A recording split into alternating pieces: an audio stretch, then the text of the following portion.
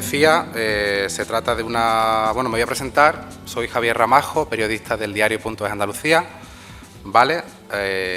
Y como decía, vamos a abrir la palabra a estas personas que están aquí, como ha iniciado la autora del libro. Se trata de expresos políticos que sufrieron en primera persona, yo creo que ahí es lo importante, ¿no?, la represión franquista, y que han sido personalidades importantes en la lucha antifranquista, en la transición y consolidación de la democracia. Para que nos cuenten aquí su experiencia, vamos a hacer una pequeñísima presentación de cada uno de ellos, y luego, si les parece, cada uno intervendrá por separado, pero con la idea de que podamos interactuar para que sea más interesante, ¿no?, quizá para los presentes.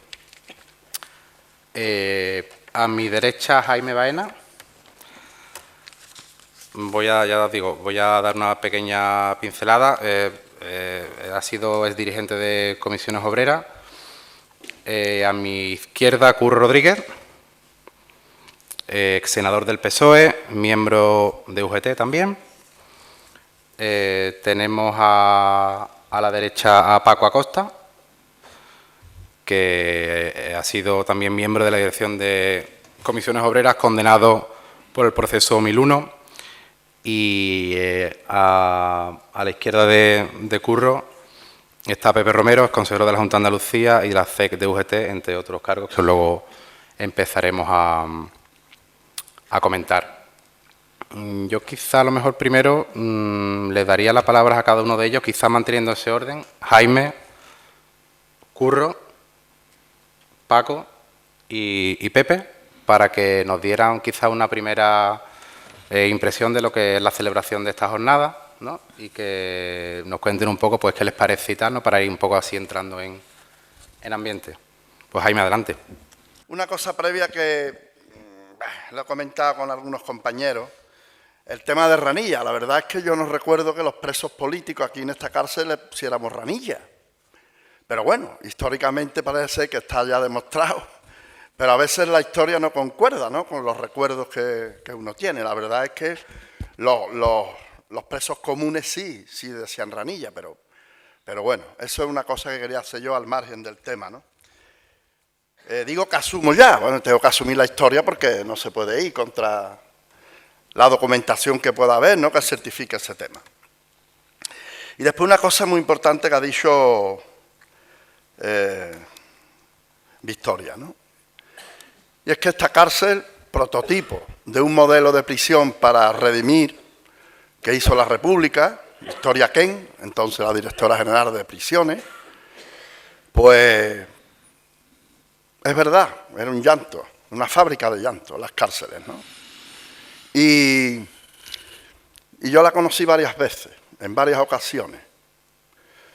Esto era una cárcel, en la época que yo hablo, a partir del año 69, que es la primera vez que ahí me detienen, una cárcel que se llamaba, no era una cárcel de cumplimiento de penas. En esta cárcel nos calificaban. Cuando terminaba el juicio, en el Tribunal de Orden Público, nos mandaban a prisión, veníamos a Sevilla, los que éramos de aquí, y de aquí ya nos calificaban. Esto era una cárcel de paso, que le llamábamos entonces, o de no cumplimiento, una cárcel de preventivos, que le llamamos. Después nos calificaban y nos mandaban a segundo grado, otros a seguir en primer grado, todavía peor, etcétera. Eso es importante que se conozca porque ese papel fue fundamental en esta cárcel.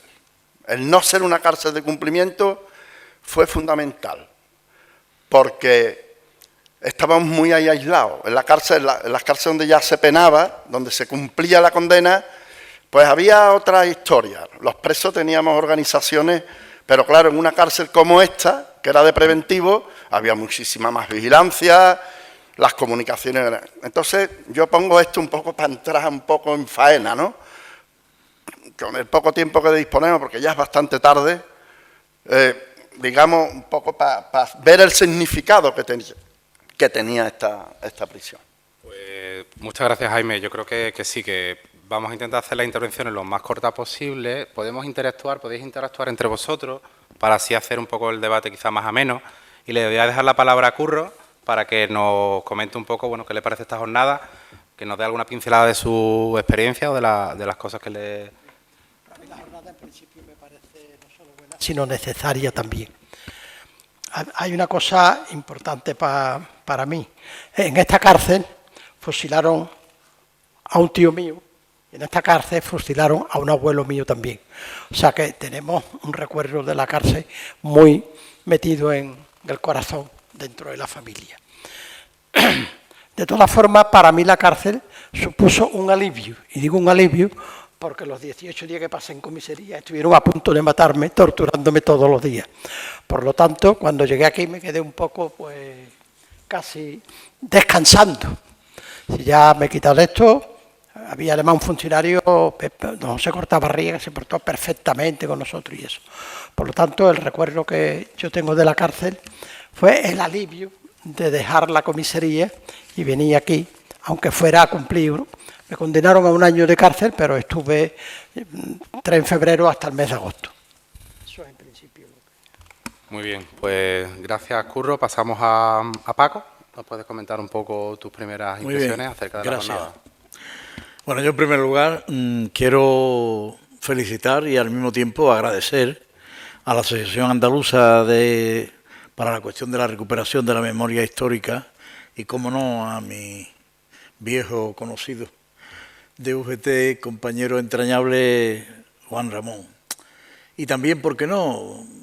Ella lo sabe, hemos estado ya juntos en varios actos, pero siempre valoro bastante el esfuerzo y el trabajo que ha hecho María Victoria para sacar a relucir la vida que se vivió, la infravida que se vivió aquí durante la dictadura, tanto en los años posteriores a la Guerra Civil como hasta el último día que se dio la amnistía, ¿no? Entonces, me gusta decir esas cosas. Yo, cuando Juan Ramón me invitó a este acto, en principio decía de gente que habíamos estado en la cárcel provincial. Pero claro, yo no sé si ya, creo que me conocéis, pero yo nunca estuve entre las rejas de esta cárcel. Aunque estuve en una cárcel seguramente que al final, sobre todo a partir de los años 50 y 60, hasta entonces había sido el penal de Burgos, sinónimo de la mayor represión contra la guerra civil a nivel de Estado, pero a partir de los 60 y con la ley de orden público, desaparecidos ya los tribunales militares, quien tomó ese escaparate de la represión nacional y universal del régimen fue la cárcel de Carabanchel. Y yo, por razones de mi oficio, entre comillas, dentro de aquella organización de comisiones obreras, pues jugué un papel de tipo clandestino por un lado, al mismo tiempo era de los promotores de las comisiones obreras de Sevilla, pero por mis características personales o por lo que fuera, porque así lo decidieron mis compañeros, pues yo tuve bastante trabajo fuera de Sevilla.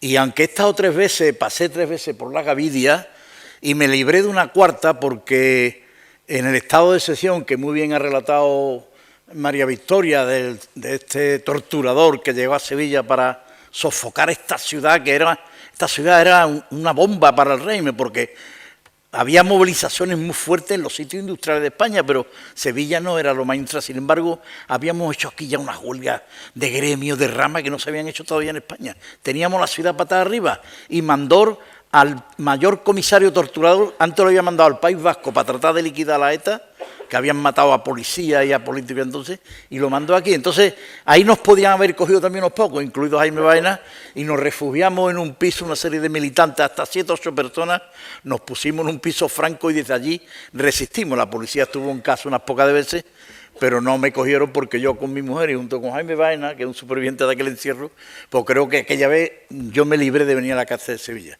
Claro, entonces, ¿por qué me cogen en Carabanchel? 2 veces he estado en Carabanchel, cerca de 3 años de cárcel, porque yo he asistido como representante de Sevilla y de Andalucía a 4 reuniones nacionales de comisiones obreras, 2 de ellas la trincó la policía, una en el 70, que me dicen con mi mujer, y hay un apéndice aquí que es pasar por la Dirección General de Seguridad, ese edificio siniestro, que todavía está allí, no lo han retocado para nada, por los sótanos.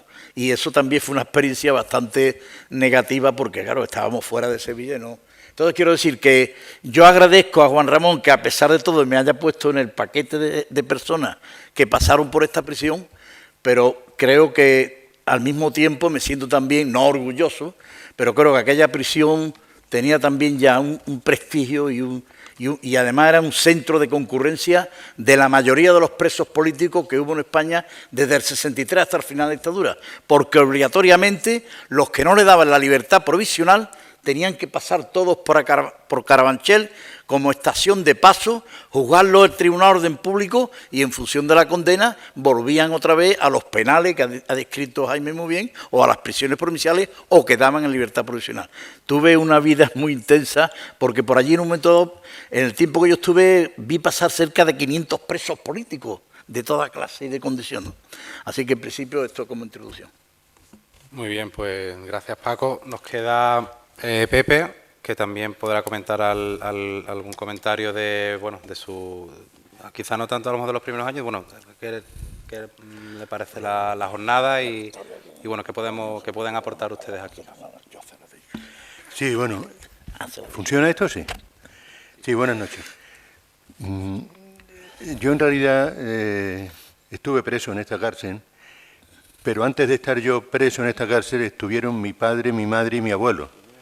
Y entonces, en esta misma prisión, en el año 39, cuando terminó la guerra, mi abuelo, que no había mantenido a su familia en zona republicana, volvió al pueblo, lo metieron en un cochecillo, en un furgoncillo de la Guardia Civil y lo trajeron a la prisión de Sevilla. En aquella época, lo cuenta María Victoria muy bien en sus libros, en su investigación, en la cárcel de Sevilla morían muchísima gente de hambre, de miseria, les daban de comer, mi abuelo me contaba mucho, les daban de comer hierba segada del campo, era una cosa, las letrinas, las colas para hacer de vientre en las letrinas eran inconmensurables, ¿no? Y entonces mi abuela que había parido 9 veces, había tenido 9 hijos, se habían muerto 4, vivían 5 nada más, mi madre era mayor, y llegaron en el pueblo, no podían. Preso que estaba en la cárcel de Sevilla en el año 39-40, que no recibía un canasto de su familia, se moría. Eso era ineludible. Venían el camión que le llamaban la sopera a recogerlos y a llevarlos a la fosa común. Mi madre se vino a servir en una casa de Sevilla, en Heliópolis, para poder salir una vez a la semana a llevarle un canasto de comida a mi abuelo. Y ahí, la primera vez que fue allí, que vino aquí, yo no me gusta llamarle ranilla, a mí tampoco, porque no le decíamos los presos políticos, no le decíamos ranilla, pero en fin, era ranilla, esto era la cárcel de ranilla. Y mi madre venía aquí con el canasto, se ponía en la fila para entregar el canasto, un funcionario con aire totalmente le preguntaba, y me acuerdo perfectamente, me lo habrán contado tantas veces, José María Calero Vizcaya, tercera galería, le ponían ahí tal, y ella se ponía en la cola a comunicar. La primera vez que se puso en la cola a comunicar, pues claro, los que estamos aquí, los que hemos estado aquí en esta prisión, yo estuve aquí en esta prisión y Curro también, y Jaime, en el año 69. En el año 69 todavía la comunicación era en las aulas de cómo se comunicaba, se entraba y los familiares esperaban fuera, se entraban por el pasillo los presos, y mi madre ahí, la pobre, apretaba los dientes porque se había propuesto no llorar cuando viera a mi abuelo, y efectivamente no lloró, vio a mi abuelo, no lloró. Y ahí estuvo. Mi abuelo no murió en prisión porque mi madre tomó la determinación de que no muriera en prisión. Y ella, que tenía entonces 19 años, que nunca había salido del pueblo, nada más que cuando la guerra, el ejército golpista los echó de Guadalcanal y se fueron para arriba, pues se vino a servir a Sevilla para que mi abuelo no muriera en prisión. Eso es uno de los episodios, sí, de los que más orgulloso estoy de mi madre. De que mi abuelo no muriera en prisión. Ya a los 3 años de estar mi abuelo en prisión, en esta prisión de Sevilla, lo llamaron del despacho del director y le dijeron, y llegó ahí mi abuelo, José María Calero Vizcaya, sí, para servirle a Dios y a usted. Bueno, pues, toma, estás libre. y lo mandaron a su casa. Y lo mandaron a su casa con un trámite administrativo. Nunca lo juzgaron, nunca, sino el régimen era dueño de vida y hacienda y se ocupaba de que todo el mundo tomara conciencia de ello permanentemente. Y mi abuelo se fue para el pueblo. Y ya mi madre aquí, la pobre, pues claro, ya no se quedó aquí, se fue también para el pueblo.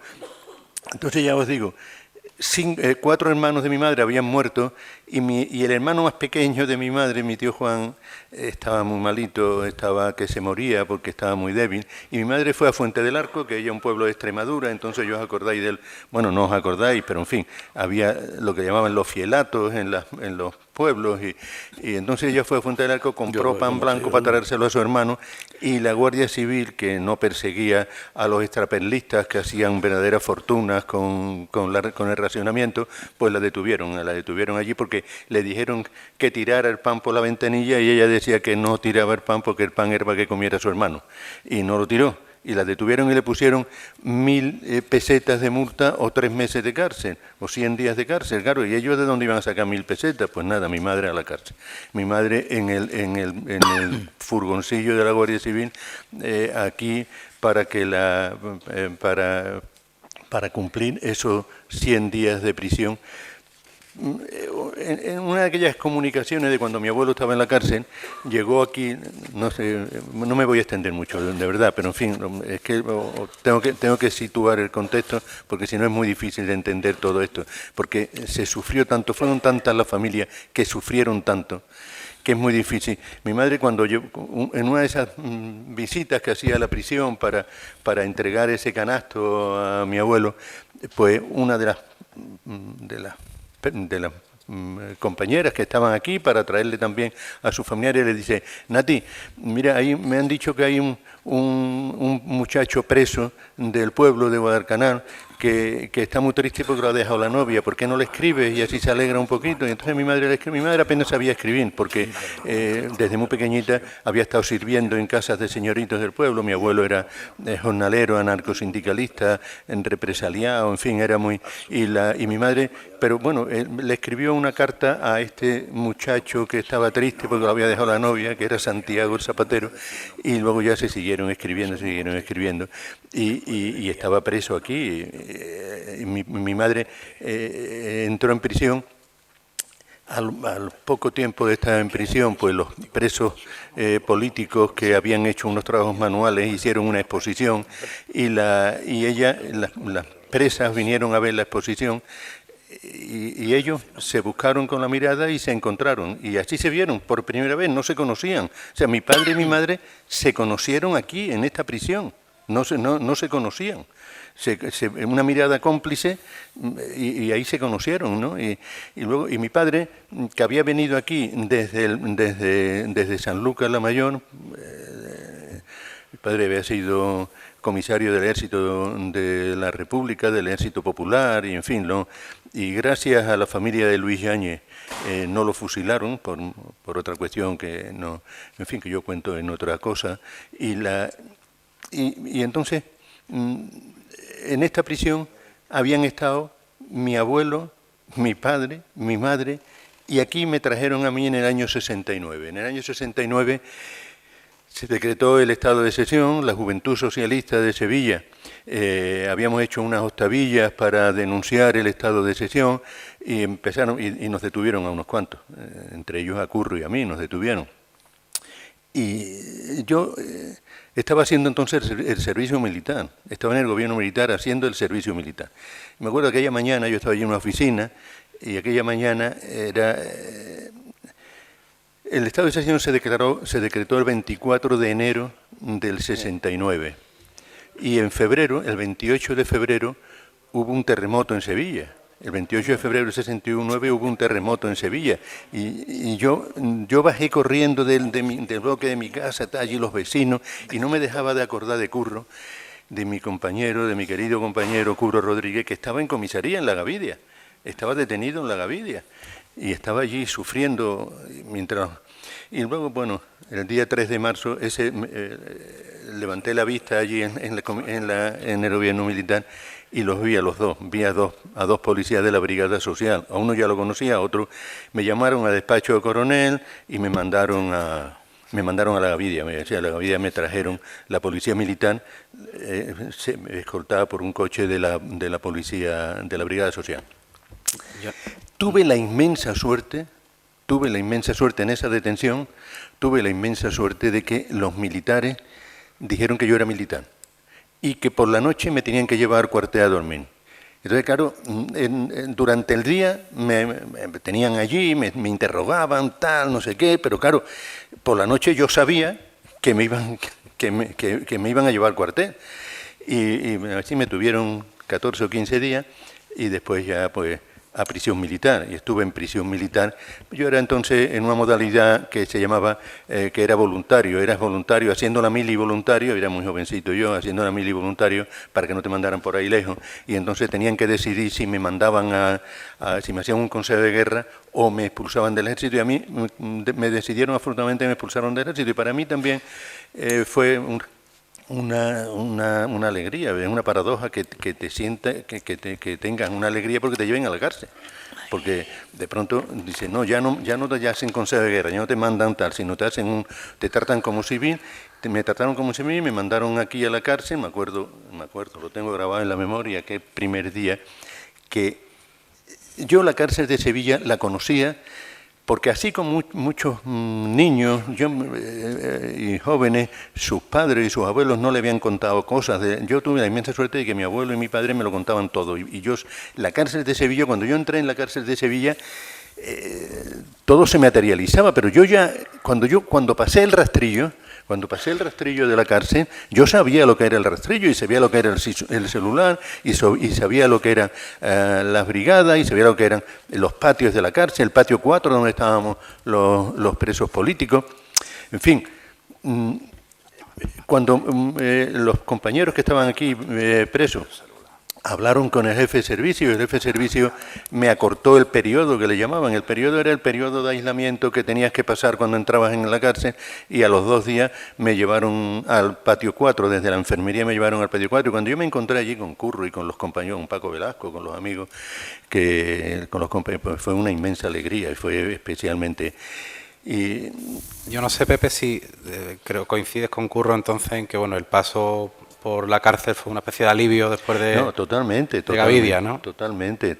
Yo la Gavidia yo durante bastante tiempo, bueno, hay un compañero nuestro, antes se lo recordaba yo a Paco Acosta, porque estuvo con él en Carabanchel, que desgraciadamente ha muerto hace unos meses, Manolo Barco, que decía que prefería 6 meses en la cárcel a 3 días en la Gavidia. La Gavidia era horroroso, la Gavidia era horrible. Yo me acuerdo, entonces era mi novia de entonces y mi mujer de siempre, que ella es testigo. Yo no pasaba por la Gavidia, no podía pasar por la Gavidia, porque la Gavidia era horrible. La Gavidia, la cárcel era la cárcel, claro, era una que teníamos 20. Yo no había cumplido todavía 21 años. Yo no sé si Jaime quiere hacer algún comentario a ese respecto, que pedía un poco la palabra para cambiar. Mira, voy a poner 2 anécdotas.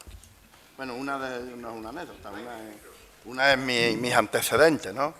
Yo soy nacido en San Juan de Alnafarache, mi familia es de Almería, mi padre fue teniente en el ejército republicano, Almería cayó de las últimas en la guerra, entonces mi padre va al Dueso y lo exilian, no puede volver a Almería. Entonces mi padre, pues con un compañero de la prisión, le brinda que se vaya a San Juan, y yo nazco en San Juan, en una casa de vecinos, en el año 47. Mi padre forma parte del comité que habla Victoria en el libro, de los socialistas. Mi padre se tiene que exiliar en el año 52 porque se intenta hacer un boicot a los tranvías, provocado ese boicot, un llamamiento que se hizo en Barcelona, y llega a Sevilla. Mi padre participa en ese boicot, a mi padre le avisa un topo que tenía el Partido Socialista, un topo metido en correo, y el cartero, Juan Manuel Velasco, que se llamaba el hombre, le avisa a mi padre de que la Guardia Civil iba a ir a por él y tal. Y mi padre se exilia, se mete en un barco con un contacto en el puerto y amanece en Casablanca. Él creía que iba para América Latina.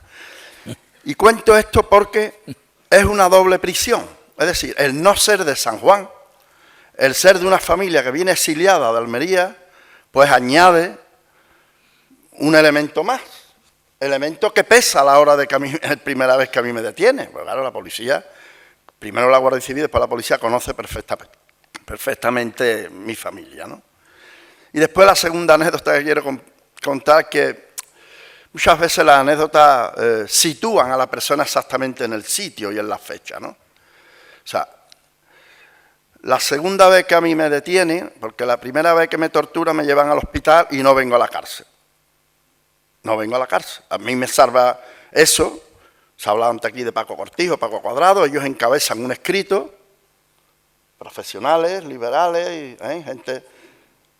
Y ese escrito se lo mandan al cardenal. Y eso hace que yo del hospital me lleve a mi casa con la libertad condicional, la libertad bajo fianza. Que ese dinero lo recogieron los trabajadores en mi empresa. Yo pertenecía a CASA, Construcciones Aeronáuticas de Tablada.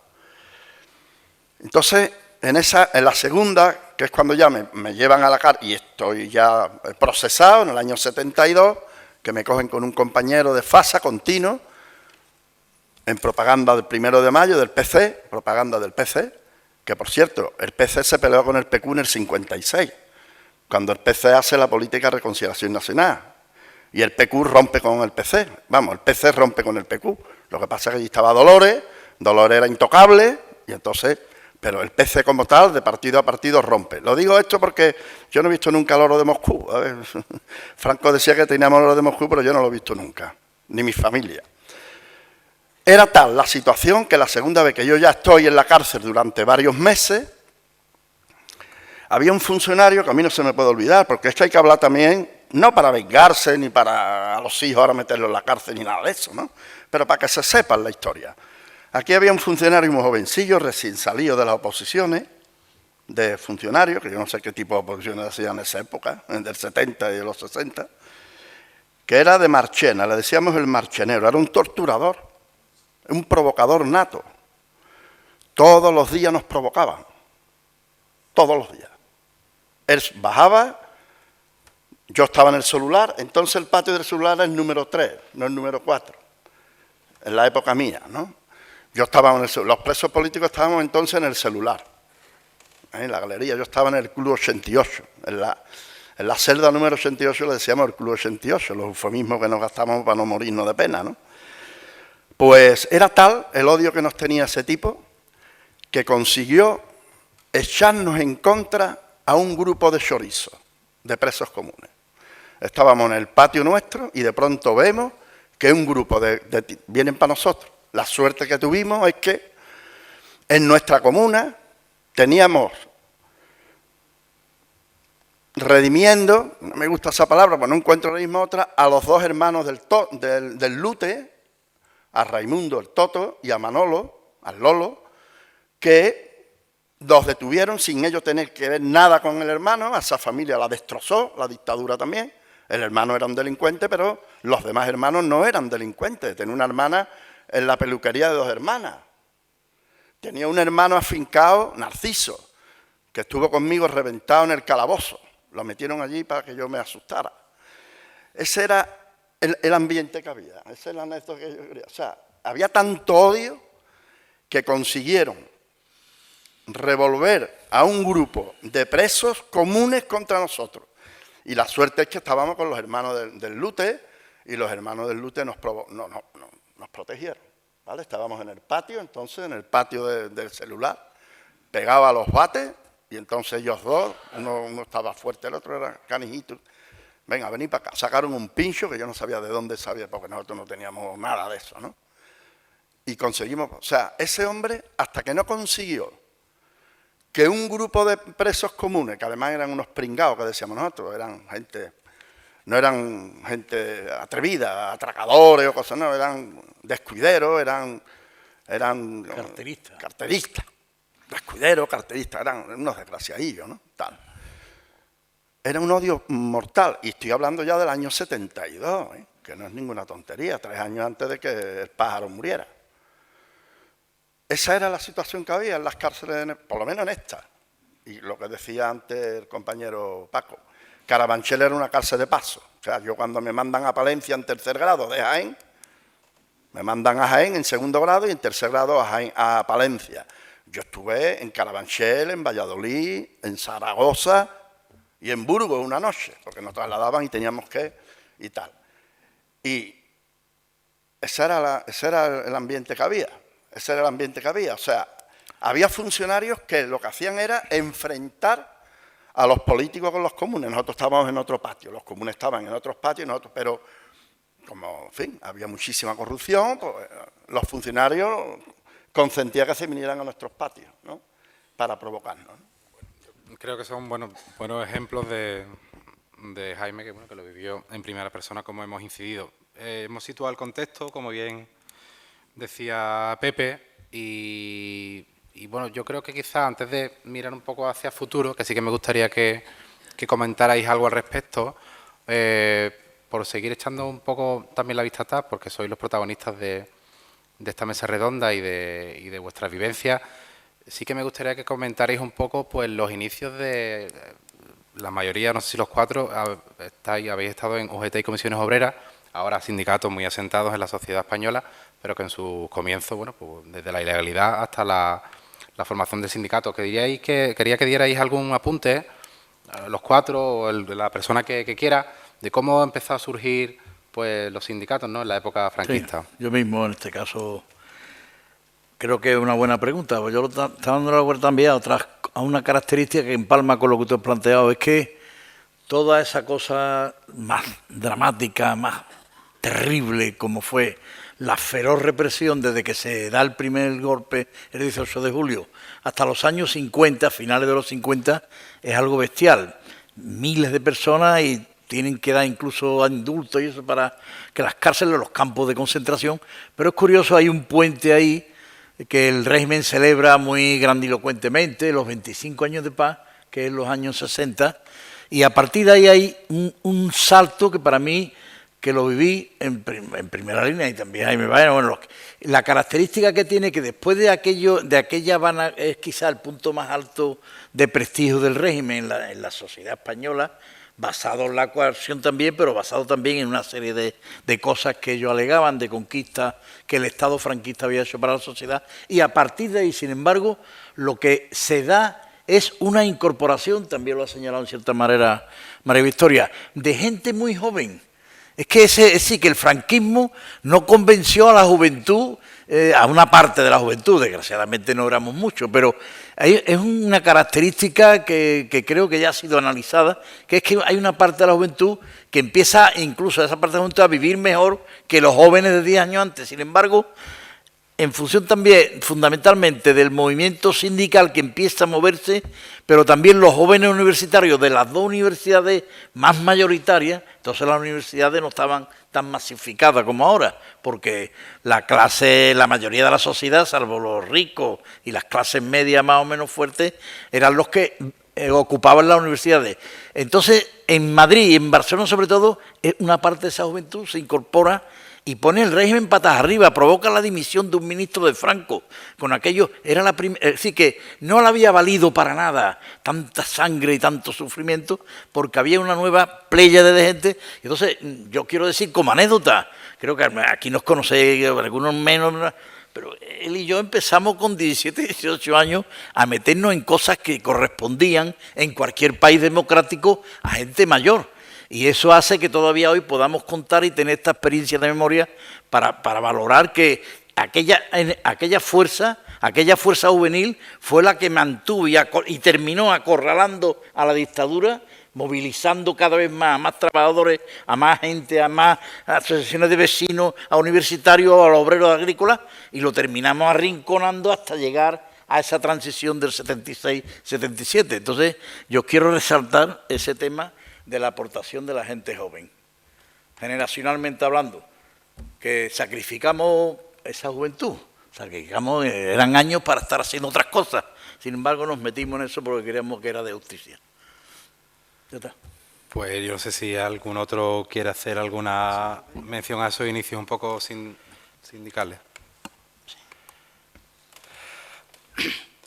Bueno, yo en principio he dicho algo que en mi familia siempre se ha tenido en la mente, ¿no?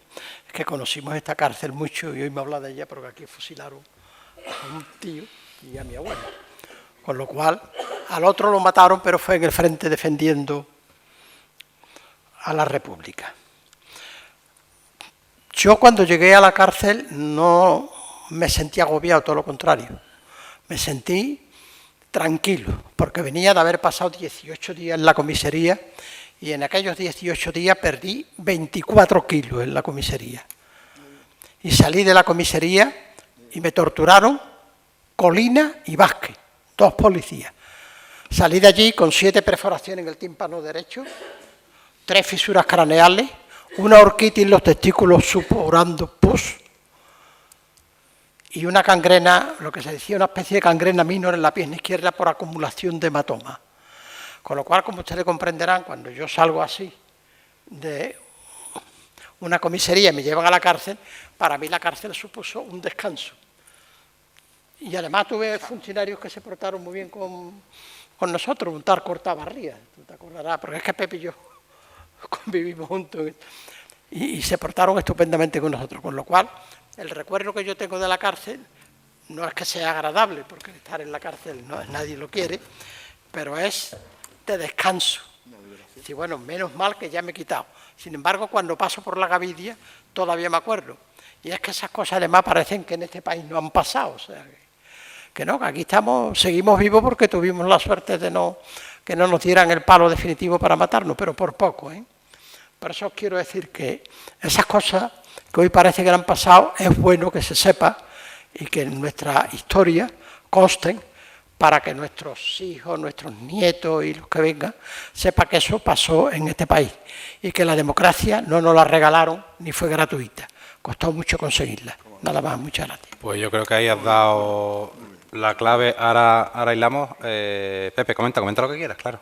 Sí, no, el tema sindical que me es especialmente querido y que lo he vivido de manera muy... De hecho, Paco Acosta fue secretario general de Comisiones Obreras cuando yo también fui secretario general de la UGT en Sevilla. Yo fui el último secretario general en la clandestinidad y primero de la legalidad. La UGT, que tiene más de 100 años de historia, se fundó hace más de 100 años. En el año 53, en 1953, asesinaron en la Dirección General de Seguridad al que era entonces presidente de la UGT, a Tomás Centeno. Y hasta el año 56-57, 6 comisiones ejecutivas de la UGT coincidieron en prisión al mismo tiempo. Y entonces ya la UGT decidió que trasladaría la dirección al exterior. Ya la dirección se fue a Toulouse y yo empecé a ir a congresos de la UGT a Toulouse, ya estaban en Toulouse. Cuando empezamos la reconstrucción del sindicato, aquí hay una cosa que yo creo que está todavía, en realidad es verdad que la historia la escriben, salvo raras excepciones, como la de María Victoria, los vencedores, y ahora parece que la transición es obra del rey y de Suárez. O sea, que esto es decir, la transición la hicieron el rey y Suárez, y los demás es que pasábamos por aquí. La transición se hizo porque miles de trabajadores. Yo muchas veces cuando Eduardo Saborido, se lo he escuchado decir muchas veces, hoy no está aquí con nosotros porque no está bien de salud, y me permitís un pequeñísimo paréntesis, porque estamos en un centro que se llama Sindicalista Soto, Saborido y Acosta. Curry y yo tuvimos algo que ver con que se le pusiera este nombre a este centro. Desgraciadamente Fernando Soto no está con nosotros porque murió hace tiempo, y Eduardo no está hoy coyunturalmente, pero volverá a estar seguro, ¿no? Y a Eduardo se lo he escuchado decir alguna vez, ¿no? Decir, coño, es que no se acuerdan que la ley de amnistía consiguió que muchos trabajadores volviéramos a las empresas porque nos habían despedido por ser luchadores. A mí me detuvieron la última vez en el año 75, que ya era, sí, que no era... y ahí hubo y además, como dice mi mujer en una cosa, como dice Pilar, éramos una juventud alegre y combativa. Y eso es lo que nos definía. Éramos unos jóvenes alegres y combativos. Nuestra tarea, me acuerdo una caída de la UGT en el año 71, que está aquí Guillermo, que participó en aquello, y no parábamos, estábamos siempre. Y la democracia la trajo el pueblo en la lucha contra la dictadura.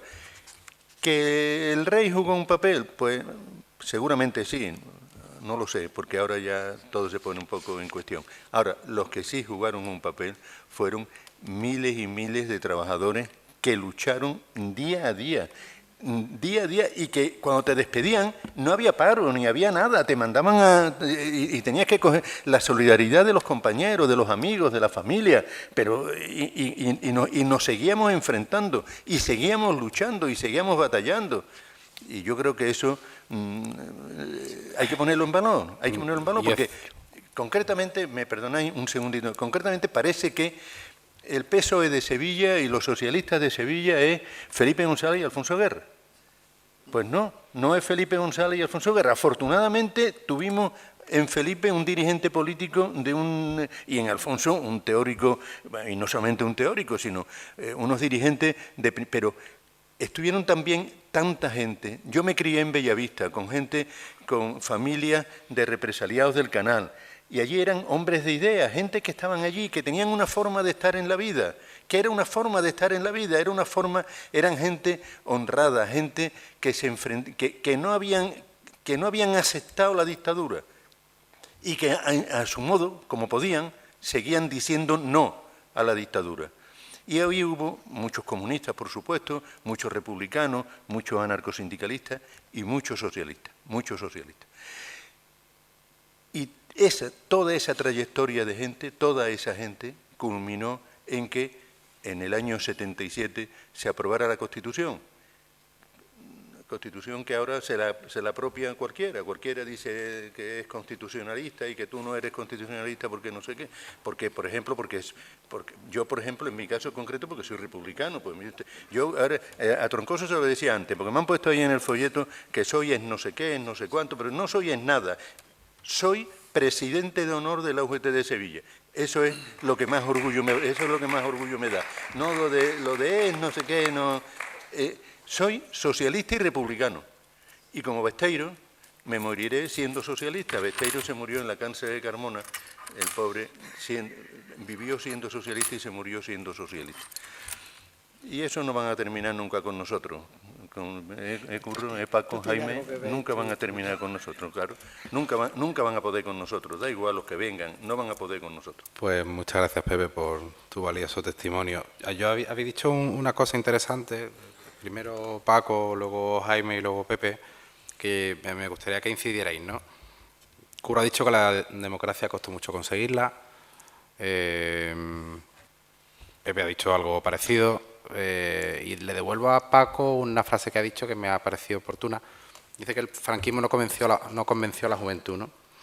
De alguna manera, ¿no? En cierto momento. Mi pregunta sería ahora, para llevar un poco el debate ya no tanto a pasado, sino a futuro, sería la pregunta que lanzo aquí para todos. ¿Cómo podéis convencer vosotros a la juventud de la importancia de vuestra lucha en la sociedad actual, donde ya, digamos que ya se ha conseguido, entre otras muchas cosas, por el trabajo vuestro, ¿no? ¿Cómo se puede convencer de la importancia de vuestra labor? Sí, es un tema complicado, porque, claro, la democracia no era una máquina perfecta cuando se puso en marcha, sobre todo a partir ya de la aprobación de la Constitución y de los gobiernos sucesivos que vinieron, ¿no?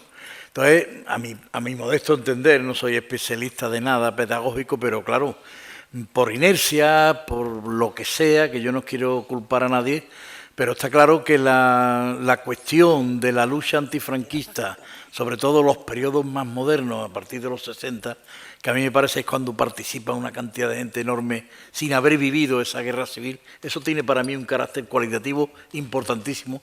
Eso no se ha explicado y no se explica. Y eso nada más que tiene que venir en este caso, los sindicatos tienen una responsabilidad en ello, hacen esfuerzos, me refiero de cara a ese tema de la juventud, pero claro, los sindicatos no pueden convertirse en contadores de historia, en todo caso la tienen que contar para sus cuadros. Todo militante de UGT o de Comisión Obrera debería estar al día de lo que se fraguó aquí en la época de la dictadura para conseguir las libertades democráticas, políticas y sindicales. Pero eso está mal, y tenemos que reconocerlo. ¿Nosotros qué podemos hacer? ¿Qué es tu pregunta? Pues mira, por edad ya no podemos decidir en el seno de nuestras respectivas organizaciones, porque todos seguimos perteneciendo tanto a Comisión Obrera como UGT, como bien ha dicho José María, pero sí podemos influenciar, y de hecho, tanto en UGT como en Comisión Obrera, se hacen charlas para los delegados, para los afiliados, y normalmente son personas, para mí jóvenes todavía, porque tienen 40 o 50 años, pero tienen, por lo general, y eso no es culpa de los que luchamos, ni de los sindicatos, ni de los partidos políticos de izquierda en aquel momento, por lo general tienen un desconocimiento bastante grande de lo que sucedió en España, sobre todo a partir de los años 60, y antes también, por supuesto. Está más conocido lo de la guerra civil, las masacres, todo eso que ha relatado también Mario Victoria, pero está menos conocido que ya hubo un tipo de acción sindical o de movilizaciones, sobre todo en las movilizaciones estudiantiles y las movilizaciones de los jóvenes trabajadores, independientemente de donde estuvieras ubicado, que en este momento eso se desconoce. Yo lo estoy viviendo porque a mí los compañeros de la dirección del sindicato hace ya años, a mí, a Saborido y a otra gente histórica que quedamos de comisiones, hemos estado dando charlas por muchos sitios de España y te encuentras el mismo ambiente de falta de conocimiento de esta historia. No hemos sabido o hemos sido demasiado modestos, yo menos, bueno, porque muchos de nosotros ya dejamos los cargos sindicales a partir de los 80, los 90, pero los que nos han sucedido no han sabido poner en valor todo lo que supuso el esfuerzo heroico de centenares de personas que fueron castigadas con la cárcel, con la represión y con el despido. Hay una cosa que siempre pasa de largo, yo lo suelo poner en todos los papeles que escribo sobre esa época. Nada más que en Andalucía, echando una cuenta de la vieja por ahí, 200, 300 personas despedidas desde los años 60 para acá, ¿no?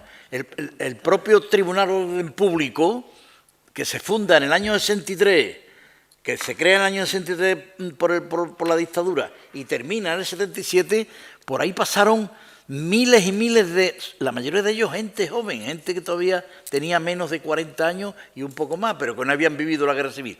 Y lo cargaron con miles y miles de años de cárcel. Y eso está todavía poco enraizado.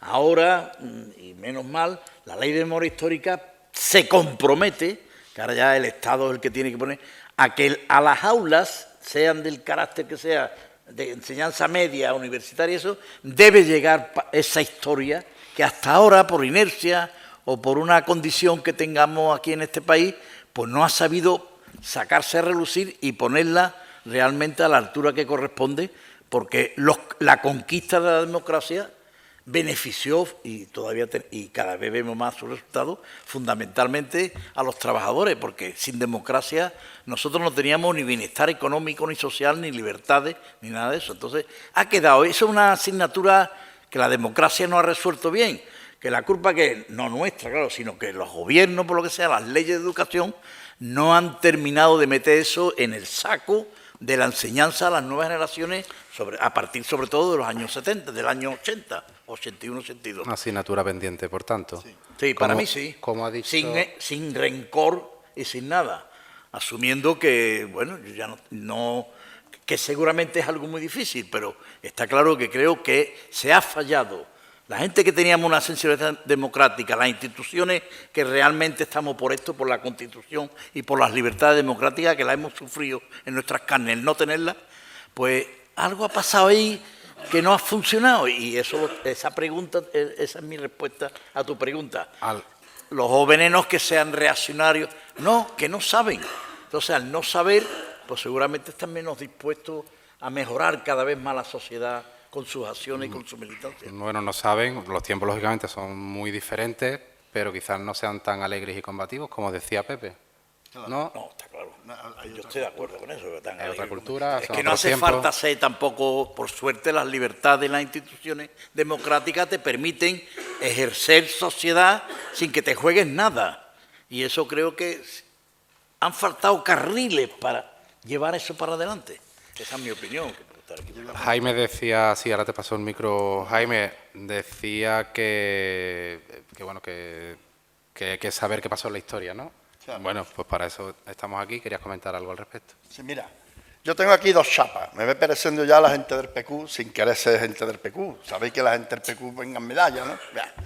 Pues yo traigo dos chapas porque lo que estoy expresando es que estoy militando, soy militante del movimiento memorialista.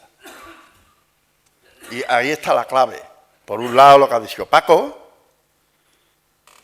Aquí quien tiene que sacar siempre la castaña de fuego, y lo siento por los compañeros y compañeras que hay aquí de otro sector de la sociedad, que no sea clase obrera del mono, ¿no? Como yo digo, ¿no? Pero como la gente del mono no tire para adelante, en todo, pues estamos perdidos. Y ese es un aspecto que se le encarga a los sindicatos, fundamentalmente, porque los partidos es otra historia. Los partidos están en las instituciones, pero los sindicatos no están en las instituciones. Los sindicatos están todavía bregando con los patronos para que suba el salario, para que suban las condiciones de trabajo. Y si esa gente no meten en sus convenios colectivos, no meten cosas de estas, pues va a costar. Pero por lo menos, y yo termino ya con el tema, es que no puede ser que lo que estemos hablando sistemáticamente nos encontremos con auditorios de 25 personas, de 30 personas, pero ¿esto qué es lo que es? En algo estamos fallando. En algo, digo estamos, porque aquí no, yo no soy aquí el sicampeador, vaya. No, nos metemos todo eso. Y cuento una anécdota y termino. Cuando ganamos las primeras elecciones municipales en Cama, en el año 79, que les ganó el Partido Comunista y hubo un gobierno de coalición por los pactos de la izquierda del 79, antes de terminar el mandato, yo no era todavía concejal, no era cargo público, pero yo ya andaba por Cama un poco, a nivel de partido, porque yo estaba fundamentalmente dedicado al sindicato. Le pregunto al compañero Pinto, ¿cuándo, antes que empiece la campaña electoral, cuándo vamos a ir a los barrios para decir los despedidos que hubo en este barrio, los despedidos en el franquismo, los despedidos que hubo en el otro barrio? Y me dice el pobre, el camarada y el compañero Paco Pinto, mira, Baena, nosotros nos comprometimos a ponerle el alcantarillado a Cañorronco, a La Extremeña, al barrio de la Cruz, y ahí seguimos. Nosotros no tenemos ahora ni tiempo ni dinero para hablarle a la gente de las cosas que pasó en la dictadura. Y me dice el pobre ingenuo, porque la gente ya lo sabe. La gente ya lo sabe, me dice. Ese fue el primer mandato. En el segundo igual, en el tercero igual, en el cuarto igual, y en el quinto, y en el sexto, y en el séptimo. Y ese es el tema. O sea, está claro que hay que llevarlo a las escuelas. Eso está clarísimo. Eso es una asignatura pendiente. Pero lo que está claro también es que las organizaciones que habemos de la memoria tenemos que ponerlo las pilas. Y a ver de qué manera esto hacemos que cada vez comparta la gente por lo menos la historia. Si no la militancia, pero por lo menos la historia. Esa es mi opinión. Sí, claro, Pepe. Sí, no, yo para terminar, porque además se está haciendo muy tarde y en fin, no. Hay un acerto de... No sé si se me oye, ¿no? Hay un acerto de Reyes Mate. Dale. Ahora sí, ¿no? Hay un acerto de Reyes Mate que para mí es muy clarificador, que dice que el pasado, que hay dos clases de pasado. El pasado que se hace presente con la historia, y el pasado ausente que pervive en la memoria. Nosotros tenemos la responsabilidad de poner en valor el pasado ausente. De una forma gráfica, no se entiende un grupo escultórico de Chillida, no se entiende si no se contemplan los volúmenes y los huecos a la vez, los volúmenes y los huecos. Sin los volúmenes o sin los huecos no se entiende a Chillida. Los volúmenes es el pasado que se hace presente con la historia, y los huecos es el pasado ausente que pervive en la memoria. Y tenemos que ser capaces de transmitir eso. Si somos capaces... Nosotros ya tenemos una edad que no estamos para ponernos en la primera línea de la lucha sindical, que a mí es lo que en fin, la negociación de los convenios, los planes de pensiones, pero sí podemos transmitir una vez le escribí una carta a una compañera recién elegida responsable de un ámbito importante de dirección política. Dije, mira, tienes un compromiso con el presente, tienes un compromiso con los jóvenes y con el futuro, pero tienes un compromiso con el pasado. Es decir, el compromiso con el pasado no se puede obviar, no hay manera, no es... Sí, es que los pueblos que no conocen su historia están condenados a repetirla. Eso es algo que sirve, que es un acerto instrumental, pero que se repita o que no se repita, hay que conocer la historia, hay que saber que 5.000 republicanos españoles murieron en Mauthausen, y hay que ir a Mauthausen, y hay que verlo allí. Y hay que estar allí en Mauthausen y ver que 5.000 republicanos españoles murieron allí. Y hay que ver que miles y miles de trabajadores fueron despedidos por la lucha sindical, por luchar por unas mejores condiciones de trabajo. Nosotros, en la medida en que podemos, los veteranos socialistas más ligados a la UGT, llevamos al sindicato. Ahora hemos hecho un vídeo, acabamos de grabar un vídeo que estamos llevando a agrupaciones que es conmemorando el 96 aniversario de la muerte de Pablo Iglesias, que la gente sepa quién es Pablo Iglesias, y se creen que Pablo Iglesias es un dirigente político actual. Es una cosa tremenda. Y no, tienen que saber que y eso, por lo menos que los jóvenes que se incorporan al sindicato, que están en el sindicato, que es muy importante lo que hacen, pero que sepan por qué están ahí, para qué están ahí, por qué están haciendo eso. Y yo que difiero de Jaime, yo me encuentro muchos auditorios de 15, de 10, de 5, de 8, de 13, me da igual, yo os lo juro, me da igual, yo voy a todos sitios donde me invitan voy, y si hay 5 hablo para 5, y si hay 80 hablo para 80, pero lo importante es que el pasado ausente perviva y que consigamos poner en valor ese grupo de Chillida, volúmenes y huecos, historia y memoria.